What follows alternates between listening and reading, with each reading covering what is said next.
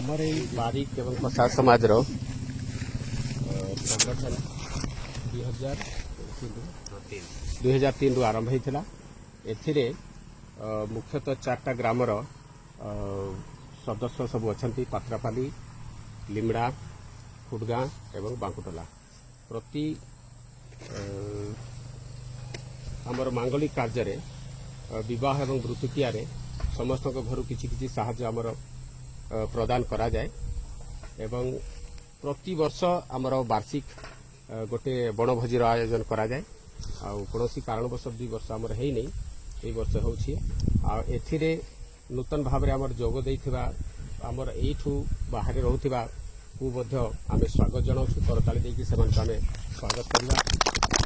सेमाने आसिकिरी आमर मर्यादा बढ़ाइछंती एवं एजेंडा हिसाब रे आमर कार्यक्रम आगू बढ़ा दिबो।